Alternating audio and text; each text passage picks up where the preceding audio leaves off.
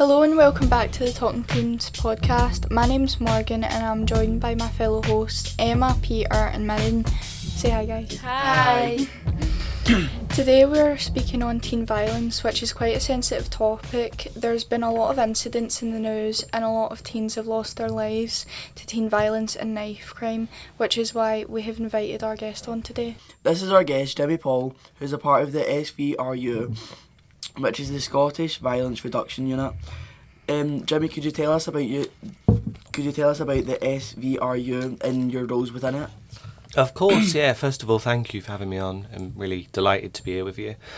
So the SVRU, the Scottish Violence Reduction Unit, we're a centre for expertise on violence in Scotland. What that means is we've been around 20 years, before you were even born, I guess, hey? Yeah. And we've long taken what we call a public health approach to the issue of violence. So we treat it like it's a disease. What are the root causes? How does it spread? And how do we address the root causes?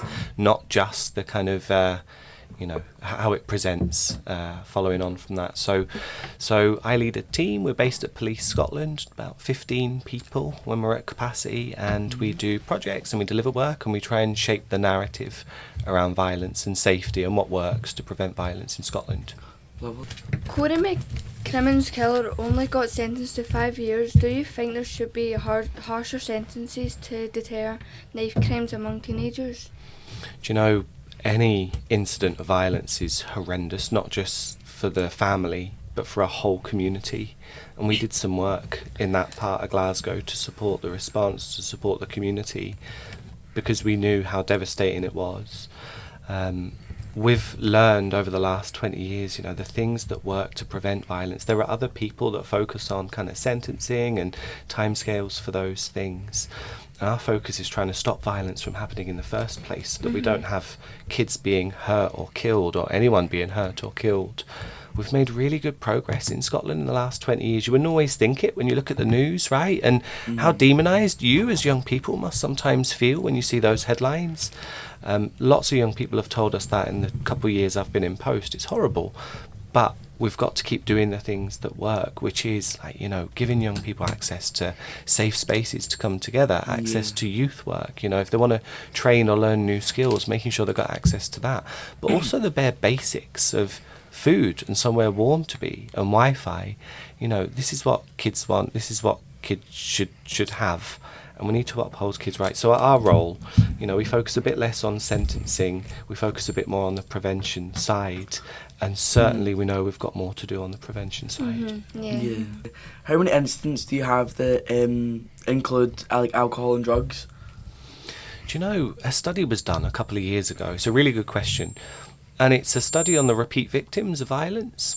So it's by Susan Batchelor and Caitlin Gormley, and it tells us that 2/3 of all the violence that happens in Scotland happens to about 1% of Scotland's population. Right? So what that means is lots of the violence is concentrated on a small group of people. And lots of those have issues with addiction, or are experiencing homelessness, or in and out the care system, or live in deep, dark poverty, or have experienced adverse childhood experiences, So we know it's not everybody who lives in those situations are getting involved in violence, but it makes you more likely, because it's harder to make those healthier decisions if you're living in toxic stress all the time. So it's a great question, because there is a link. It's not prescriptive, which means it's not always the case that if you've got addiction issues, for example, you'll get involved in violence, but it does make it harder to make those kind of better decisions. Absolutely. What made you want to get into this job? Yeah, gosh, loads of reasons. I think, speaking honestly, personally, I grew up in East London. I grew up in a very violent household. I grew up in a very violent community, so I've seen firsthand what it means, the impact it has on people, and I care deeply about others not having that type of experience. So that's important. But I guess, since I came up to Scotland to study 17 years ago, kind of nearly half my life ago now, and absolutely I've loved living here ever since. But the jobs I've done, so I worked in the health service, I've worked in the looked after children sector, helped to write the conclusions in the Promise, if you know what the Promise is.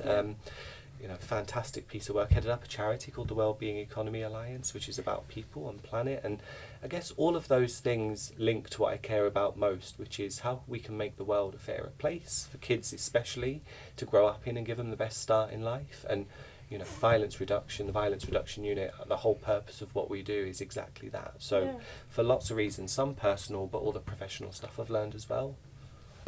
So, in your opinion, from your level of expertise, is there a teen violence crisis happening right now? So you would think so. If you look at the news, you look at the headlines, you would think that teens are the worst people in the world. If you look at the data, most violence in Scotland that happens is older people. It's over 35s, it's over 45s. It's those who have been involved in violence for lots of their life. And we say the exit ramps are steeper if you've been involved in it for a long time. It's harder to change your behaviours sometimes. Not the vast majority of violence that happens, and there's not much of it, by the way. We've seen great progress in the last 20 years. The data tells us that. If I talk about homicide, so murder, it was over 150 in 2005. Wow. It was 43 last year per year, so massive reductions that we've seen.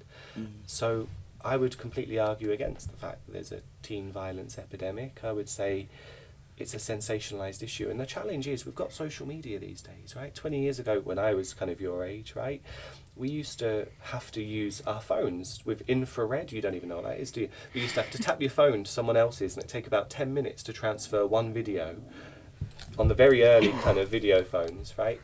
And then you would be able to share it with someone. But right now, at the tap of a finger, you can share something on social media that will be seen by millions. And that does a really important thing. It creates fear. And if there's fear, people are more likely to be hypervigilant. If you're more hypervigilant, you're looking for violence. If you're looking for it, you might get involved in it.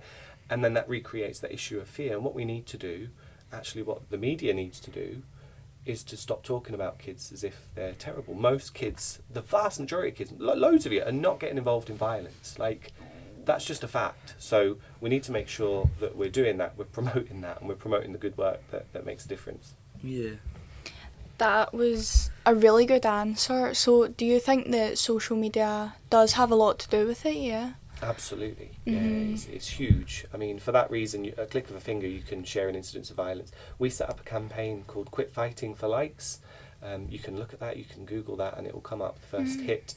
And it does a couple of things. It encourages young people who are starting to learn to use social media. You can switch off you don't have to share an incident of violence. You can switch off your newsfeed. You can switch off an app for a while. You don't have to organise violence online, because actually what's happening is lots of young people are using social media, and the adults, your parents, the adults around you don't really understand how to use it themselves, because it changes so quickly. Like 2 years ago, the way you were using social media was probably different to how you're using it now, and different apps and ways to communicate. It certainly is for me. So we need to make sure that adults are helping young people understand how to use social media in health ways. We say building positive social norms, if that makes any sense to you. So do you have a few reasons? So apparently there's been like a rise in teen violence. Obviously you said that it's more adults over 35s, but I know that there has been a rise. I don't know what the years are, can you? Yeah, do you want to read out the list of names? Yeah, some of victims to knife crimes is Caden Moy, Justin McLaughlin, Eamon Tickley, and most recently Harvey Wilkers, who was killed in a school in England in his lunch hall. Yeah, so there could be multiple reasons for the rise in teen violence. So you've spoke on social media and a little bit on poverty. So is there anything else that you'd like to add to that? Well, I think, it's of no consolation to all those families, all those names you've listed there, and their communities, that the data is telling us that violence is reducing, that we're seeing a better picture, because any incidence of violence devastates communities, devastates families. Like, I'm so sick of speaking to mothers that are bereaved from violence for their children, and it's awful. It really is. I mean, at the same time, we're seeing this sensationalised issue around violence and kind of a lot of scrutiny every single time something happens, because it's so visible. But we need to start focusing on how we prevent this more across Scotland, and we can do some of that as the Violence Reduction Unit, as a national unit, but we need to make sure that everybody plays their part, and everyone's got a role to play, right? So, you know, politicians with the laws that they're setting and the strategies that they're writing, you know, teachers, the way they work with young people and help de-escalate situations. You guys as young people have got a role to play as well. If someone's saying things that are harmful, how are you supporting them to think a bit differently, or support them to say less of the harmful things? If they're starting to act in a way, can you challenge them? Can you speak to an adult, a trusted adult, that can help them in difficult moments? You know, we've all got a role to play in society, and I think look, any incidence of violence is absolutely terrible, and I think we need to focus on what works and do more of what works. Yeah. Do you think the organisation has an impact on sorry. Do you think the organisation has an impact on teen violence, and like how would you keep track of that? So when you say the organisation, you mean the VRU? Yeah. Yeah. So one of our key themes is young people and violence, children, young people and violence. And I spoke earlier about the Quit Fighting for Likes campaign. We've got other work, like work in the East End of Edinburgh that we're doing. In Fife, we're working specifically in a school. In North Lanarkshire, we're working with young people who are kind of, say, known to services. You know, they're people that have really got difficult home lives and are starting to act in ways that are a little bit risky, and we've got a group of them together and we're starting to work with them. And there's more that I could list off from the past. So absolutely, in different ways, be it in schools, be it in communities, be it supporting youth work, be it trying to change the narrative that actually young people are lovely, kind, funny, valuable people with futures that we should be nurturing. All of these are ways in which we want to kind of make a difference at the VRU for teens, for young people. What do you think the children in the schools that you take the ex-prisoners to feel like about when they hear the ex-prisoner's story? Yeah, so one of the things we've done actually since I've been at the VRU is set up an advisory board of those with lived experiences, right? There's something very powerful about people with a lived experience of a specific issue talking about it, sharing their experience so that others can learn from that wisdom, and doing so in a really kind of authentic way that's in service of the people in front of you. So I guess it depends on the individual and how they do it. We haven't done that for a long time, but if they go and they share their story and it's inspirational and it builds hope, that can make a massive, massive difference. So yeah, we really love to value lived experiences of a range of issues in everything that we do, you see. What advice would you give to teenagers and adults to feel safer on the streets? Good question. I would say look out for each other.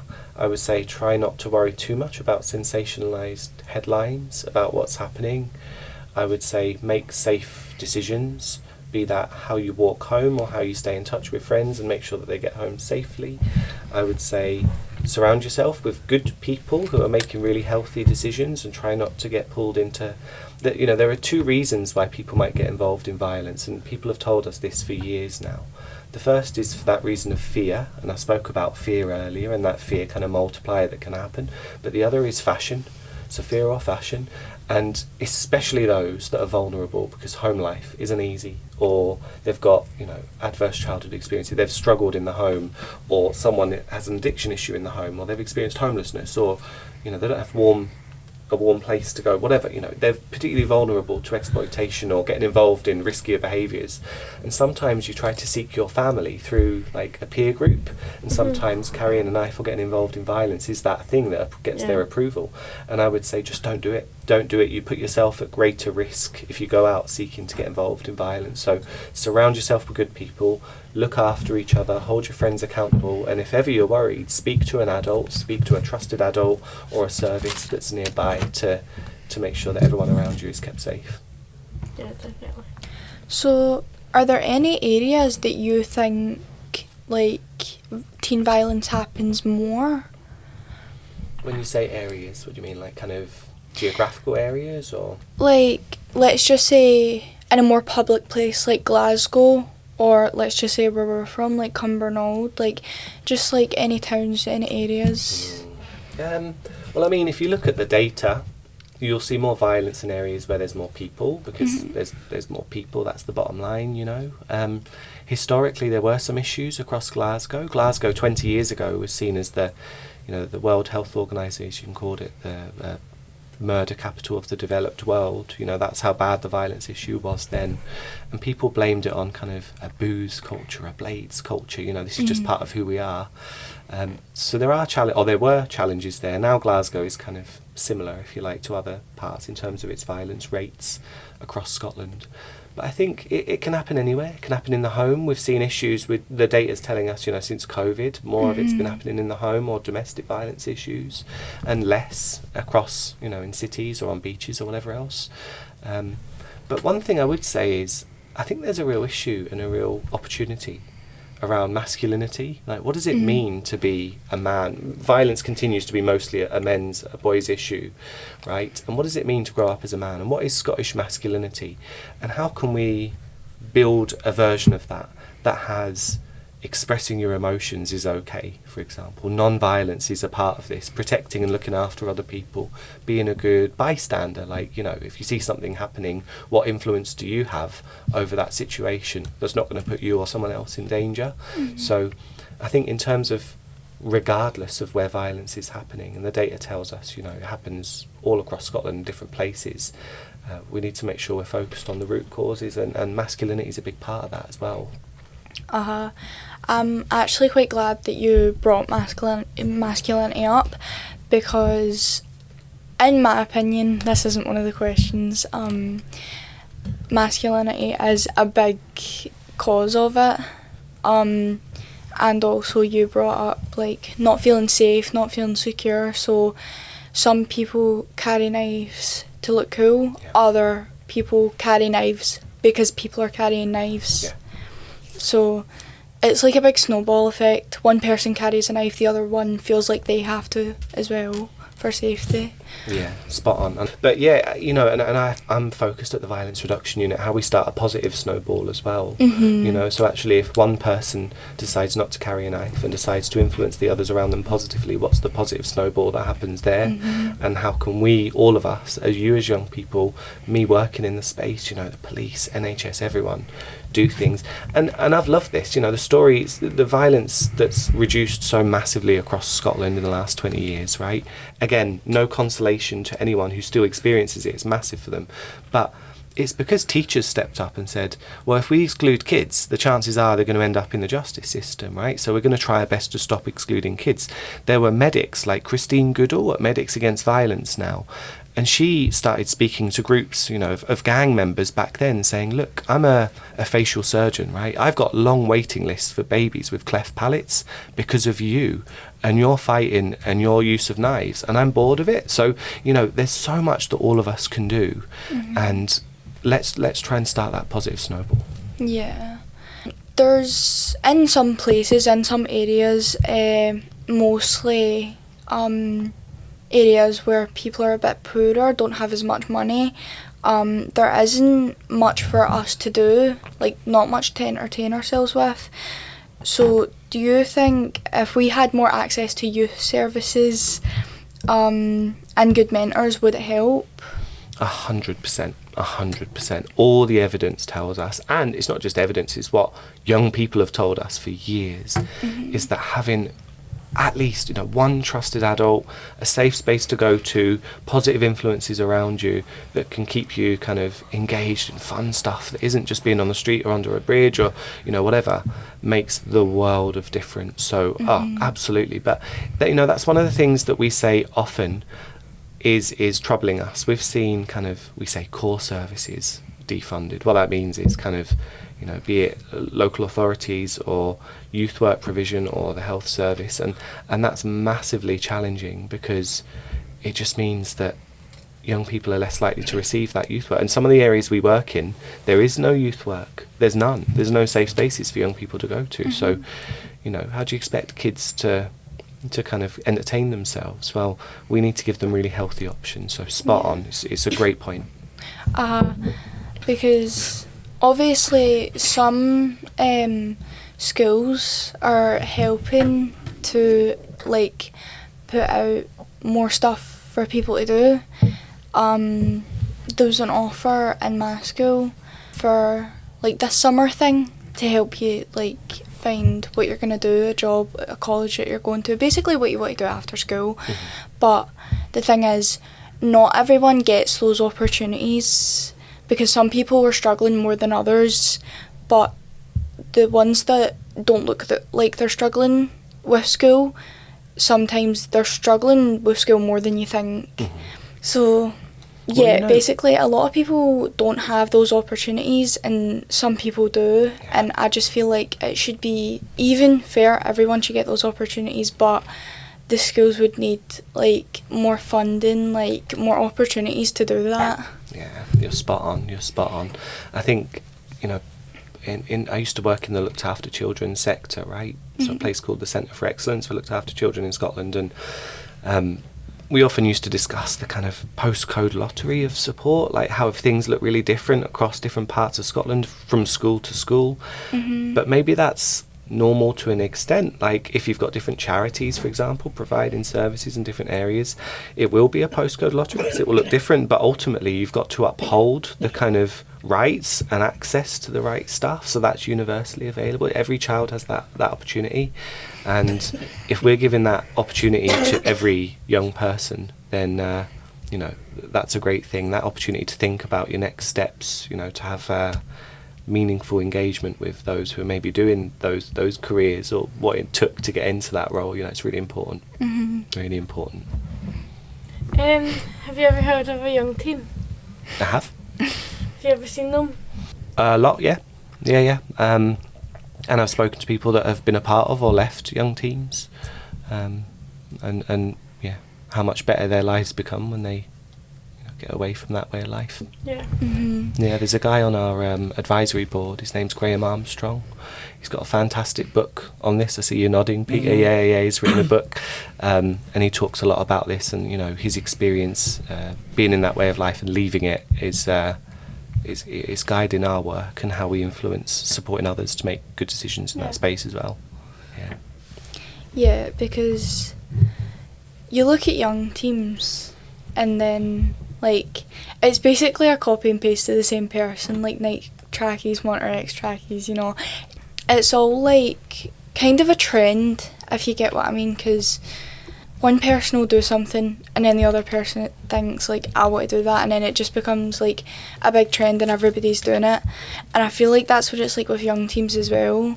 It's like teen violence in young teams and like gang violence as well, it's all really normalised when it shouldn't be.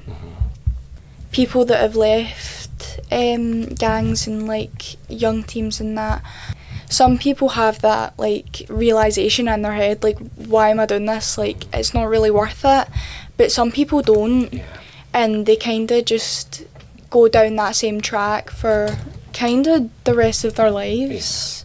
So I just wanted to add something about the Graham Armstrong. He came to our school. I didn't see him personally, but like people that were in young teams and stuff like that, they obviously got to see him. Do you think that more people should, like, that have been in young teams, should step up and talk about their experience? That's a good question. I mean, I wouldn't say they should, because nobody has to disclose their own kind of lived experience of things that were like really dark times. Like, but people tell me, young people tell me, it helps to hear the stories, and it helps to hear, you know, he often says, you know, you're sold a story that it's really lucrative, you'll earn a lot of money being in a young team if you get involved in certain crime or whatever. And he's like, that's just not true. Like, I'm earning more money doing what I'm doing now and making an honest living and like not putting people in danger or doing risky things, you know. So there's messages like that are really important, I think. So yeah, I wouldn't say people should, but I would say if people do and they're safe and able to do so, and it doesn't affect them too much to share their own experience, then it's something that has made a difference, definitely. Yeah. See, young teams and like gangs in England and all that, are they the same? Well, the principles behind why they set up, the reasons why, yeah, very similar. Lots of these people, not all, but lots, come from really difficult upbringings. They've had childhood experiences that aren't comfortable in their early life. Sometimes family isn't a safe place, so they seek family in kind of a new group, a peer group. So, you know, that is common across the groups, but obviously accents or the way that looks or the way they engage with other young teams or other people or what they get involved in, that can look different from place to place, definitely. What advice would you give to the parents dealing with this difficult, like, teenage, like, behaviour that their kids are doing right now? So it's a really tricky one, that, because I don't know, use all attest to this, it might be, it's hard being a teenager when your brain is still developing, and it feels like, you know, I remember, it was a long time ago now, but it can be hard being a teenager, and sometimes you don't want to open up about what's going on or speak about what's happening to you. But for parents specifically, I would say show an interest, be it on how social media is being used, be it on friendships. You know, your kid might not open up to you, but show an interest, be there, be consistently there. That's going to help.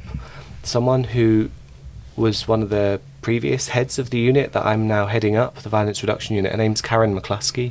She often says sometimes you've got to white knuckle it, and what that means is you've just got to ride it out as a parent. You've just got to help your young person get through a patch or see it for themselves eventually, but you've got to be there, you've got to support them, you've got to know that they've got to know that you're a safe space always to come back to. So ain't easy, but yeah, that would be my advice. Yeah. So, to all the teens that are watching right now, do you have any advice for them to, if they're in a gang, or like how to get out of it, really? Because some people feel trapped and that they can't get out of it. So, do you have any advice for that? Yes, absolutely. So, go to someone, an adult who is safe. Hopefully you know someone who is a safe, trusted adult. Go to them and go and speak to them about trying to leave the situation you're in and trying to make healthier choices. If you don't have someone, you really don't have someone you know and trust, there are services that are available all across Scotland. There'll be charities nearby. You could always speak to the police if you needed to about any of this sort of thing, but certainly charities. Find a trusted adult and someone that can support you out of that way of life. But stick with it as well, that conviction, that sense that you've got that life could be better, that you don't have to continue down this way of life, is a good one, it's a strong one, and it's true, and lots of other people have done this. So one, just know that is true, that other people have left young teams or gangs or really difficult situations, and to work with the adults around you, the sensible ones, the ones that are going to keep you right, to get out of that way of life. Have you had any, like, have you been involved in any, like, violence when you were younger? Have you, like, seen that? Have you grew up around that? Yeah, I grew up around violence in the home, and in the community I grew up in. It was normal. It was very normal. It took a lot of reworking in my mind to realise that it didn't have to be like that. That's not how life has to be, that many parts of the world, you know, violence isn't normal. The place I grew up in, I think it's a lot different now because it's where the Olympics happened, and it's been kind of gentrified, if you like. It's been all done up, but you know, it was very normal, and it's uncomfortable. Like, it's not nice. I remember it. I don't remember it with fondness at all, but also how much effort it takes to realise that that doesn't have to be the way of life that you choose. If that's what you see, you think that's what you're going to be, right? And you know, we've got to break those cycles. We've got to start building our whole vision at the Violence Reduction Unit, we say, is a Scotland free of violence. Like, that should be something, and I would love, by the way, for us not to need to exist at the Violence Reduction Unit, because violence is such a non-issue, in Scotland. If violence does happen, it's extremely rare, but when it happens, the person who's been involved in it is supported to stop doing it, and the person who's been the victim of it is supported, with whatever impact it's had on them very quickly. So that's the goal for me, that we don't need to exist, because we've broken those cycles and norms and ways of being that do exist, No, I know. I wish you could forget some stuff, but like when you try to forget it, it just comes back to your mind again. So, Peter, have you, like, experienced or seen any, like, teen violence, like either at school or just like out in the wild, that you're comfortable talking on? I wouldn't really say I've seen it, but I've more like heard of it. Like obviously like young team attacks, like, stuff like that. Emma, have you experienced any teen violence, heard of it, seen it? No. Well, I have heard of it, but I've never seen anything. One night something happened, and then obviously me and my friend were on the bus back home from town, and then police came on the bus and searched everybody. That night something happened, some boy got stabbed. One time I was off school, but I had to get the bus up to my gran's house, but it was around school finishing time, so I went up, and then by the time like I was on the bus back, that's when school was kind of finishing. So I got on the bus and everyone from school was on the bus. This boy, right, at one of the stops, this boy came running down a hill, and he ran into the bus, like didn't tap his card or anything, like there was no time to wait. The boy ran on the bus and just said drive, drive, drive. And I'd heard from some people on the bus, they said that apparently the boy that had ran on the bus had got into an altercation with somebody and they had a knife, and then he just like started running and the bus pulled up just in time. That could have went very differently if that person had caught up to him and got on the bus with him, because that was a bus like full of teens and people coming back from school minding their own business. Like it could have ended very differently and we could have all seen something that we didn't want to see. Mirrin, have you ever like witnessed or experienced like teen violence? Is there anyone close to you? My big brother. Yeah, you did say your big brother. Yeah. That's like been involved or... Well, as I would say, kind of left the young team a couple of years ago now as well, so... So is he doing better now that he's left the young team? Yeah, he's got his own friends. He doesn't really leave the house as much, but other than that, yeah. Well, basically, we're with a few other friends. So me, my best friend, and my cousin T and N. So basically, we were all just like sitting, listening to music, just sitting on the beach basically, because it was summer, and we had nothing else better to do. There was a big crowd of people over here, and I'm pretty sure a few of our friends went to go and like socialise, mingle with them. The group next to us had been drinking alcohol. This one boy, he was really intoxicated and he had a knife on him. None of our group knew that he had a knife on him. I don't know if any of like his group of friends knew that he had a knife on him, but he was trying to stab this other boy that was there as well, and then the boy with the knife, I'm pretty sure his girlfriend was like trying to talk to him, but like he was really intoxicated, he got really angry, he just wouldn't listen to anyone. So I'm sure producer Pam and the man managed to get the knife off of him and calm him down a bit, and then after that we all just kind of went home. I went to Air Beach once with a few of my friends, Mirrin and our other friend Becca. Obviously we just went to the beach for the day, and then there was these group of people next to us, right, they were also drinking. There was two girls, right, they were really drunk, and obviously the two of the boys were trying to take advantage of them. A girl got raped, and there was a lot of young teams that battered just one boy. The police they slammed this boy against the van. That traumatised me because that looked bloody sore. His nose was bent. Oh.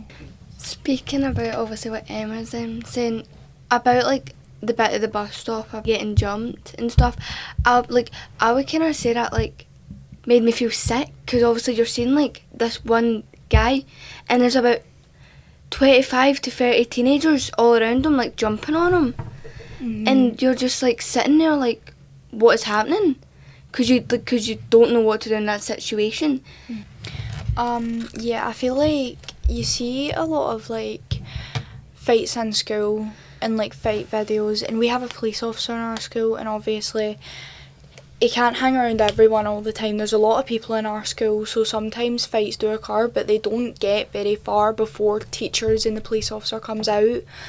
You do see like some videos of fights, and I have been shown a few of them, I won't lie, but they kind of make me feel sick to my stomach. I don't like seeing fight videos. Me and Peter were actually standing at the gate the other day, and then everyone started crowding up, and we thought there was going to be a fight, right? We went over, we asked what was happening. Basically, these two boys were about to fight, but teachers came out because they know what to look for. They know, like, when people start crowding up to watch the fight. But nothing happened, to be honest. Like, they weren't even arguing or anything. Like, I don't even know who the boys were. You see, like, a lot of fight videos and that, and people just go up and watch and record and don't do anything about it, and it makes me feel really sad because some of them are like jumping videos, or someone's friend jumps in. It's honestly like, in all my teenage years, I've never gotten in a fight. Even if I do have a disagreement with someone, I don't like it to get to that point. I've had like my fair share of petty arguments, like over the phone. I think that technology is a big part of it too. Some people might be getting like bullied in school or harassed in school, and not only are they just getting it there, like they can get it at home as well, because obviously social media, everyone has everyone on Snapchat nowadays. A lot of it's public and a lot of it's just out there.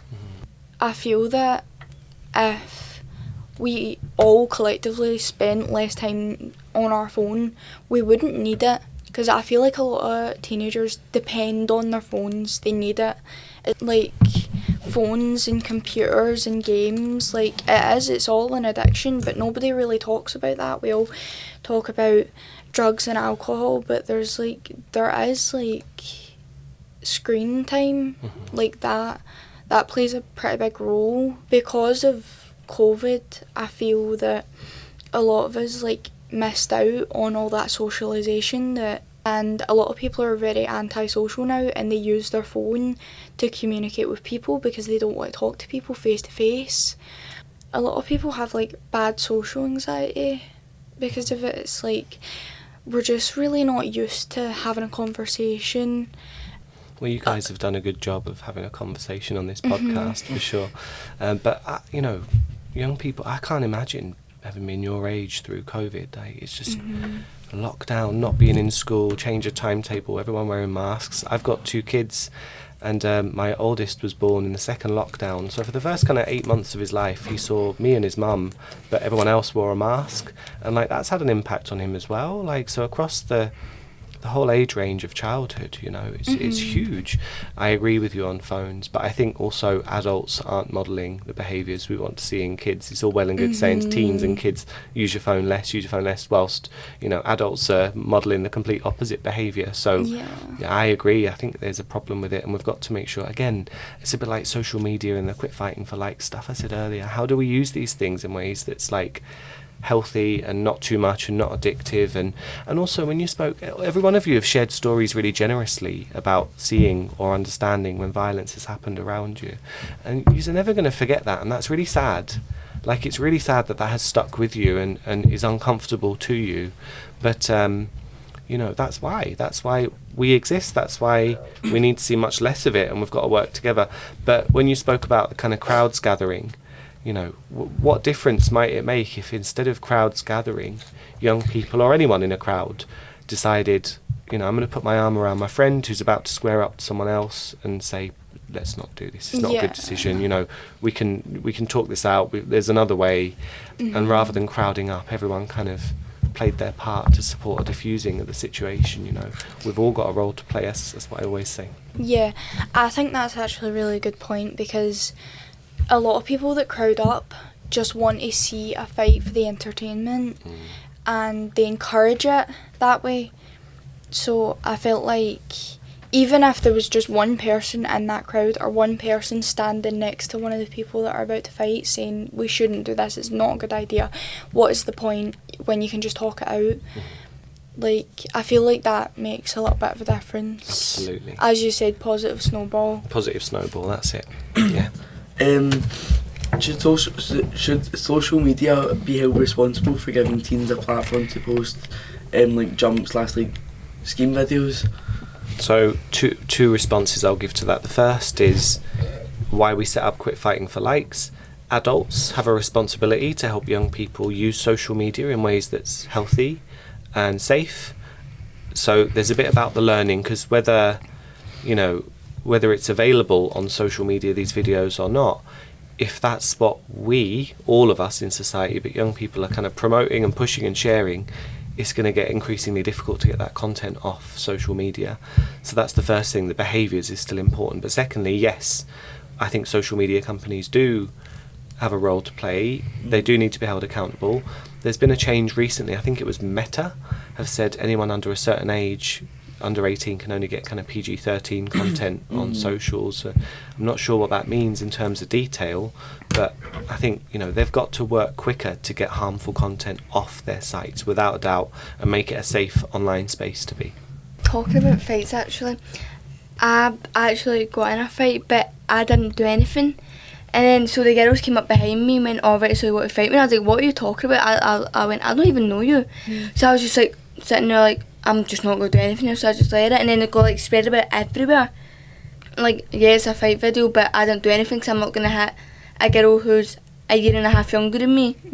I was like, oh, you know what, this is just going to, I'm just going to need to live with this, if you get what I mean. And then while this girl was sitting like just pulling my hair, the North Lanarkshire Council car is like pulled up, and then she's like dragged the girl off of me, and I was just like, what has just happened? And then I was just like, I went to the back of my head, a big clump of my hair came out.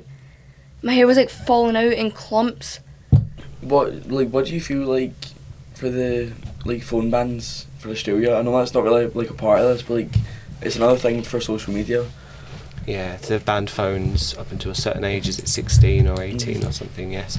Again, whether kids start using phones at 12 or 14 or 18, it makes no difference. They have to be taught how to use social media, how to keep themselves safe, how to keep their social media feeds safe. I think, we haven't got a view at the VRU on this yet. We're still thinking about it. We're still looking at the evidence. But personally, I think as long as we're teaching young people how to use it in a safe way, we don't need to hold off until quite so late. I think the focus needs to be that teaching. Well, that's all the time we have for today, but Jimmy, thank you so much for coming out and giving us your time today. You can tune into our podcast on Amazon, Apple Music and Spotify. We have TikTok accounts and Instagrams if you want to go and follow them. That's our socials, you can find us on there. Anything else? Any add-ons? You can find us on Twitter, Facebook, and it's called X now. But I know, I always forget. Yeah, I just call it Twitter. And it's going on YouTube, isn't it, Producer Pam? And we're going on YouTube as well, so you can watch us there as well. Have a good Christmas. Merry Christmas. Thank you again, Jimmy. It was so nice having you here. Lovely to meet you. It was lovely.